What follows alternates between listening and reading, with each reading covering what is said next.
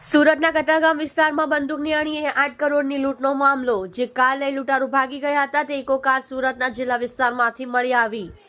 કારની અંદર રૂપિયા ભરેલી બેગો ખાલી અવસ્થામાં મળી આવી। એક પેઢીમાંથી બીજી પેઢીમાં રૂપિયા ટ્રાન્સફર કરતી વખતે ઇન્કમ ટેક્સ ઓફિસરની ઓળખ આપી લૂંટ ચલાવવામાં આવી હતી। કાર પણ એવી જગ્યાએ મળી આવી હતી જ્યાં કોઈ સીસીટીવી ન હતા।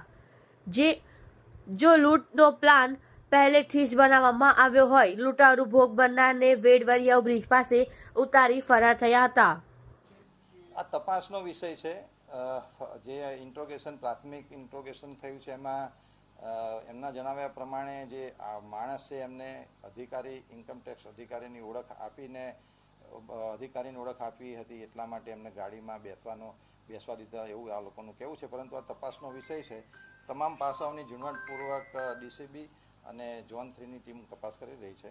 આશા છે કે ટૂંક સમયમાં આ ગુનાનો ભેદ પણ સુરત પોલીસ ઉકેલી લેશે। તમામની પૂછપરછ ઝીણામાં ઝીણા તમામ પાસાની અને દિવસ દરમિયાન એ લોકોની મુવમેન્ટ હતી, શું બનાવ બનેલો છે, તમામ પાસાની તમામ અધિકારીઓ દ્વારા ઝીણવટપૂર્વક તપાસ ચાલી રહી છે। 8 કરોડની વાત પોલીસ પાસે હજી આવેલી નથી। આ કદાચ મીડિયાની અંદર ચાલેલી વસ્તુ હોઈ શકે, પરંતુ એ અનુસંધાને પણ તપાસ કરવામાં આવશે। અત્યારે જે ફરિયાદી દ્વારા આપવામાં આવી છે એ પ્રમાણે પોલીસે ફરિયાદ નોંધેલી છે અને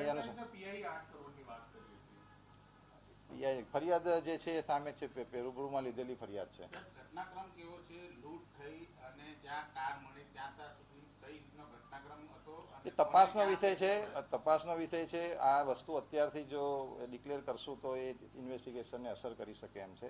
એટલે અલગ અલગ ટીમો દ્વારા ઊંડાણપૂર્વક તપાસ ચાલુ છે।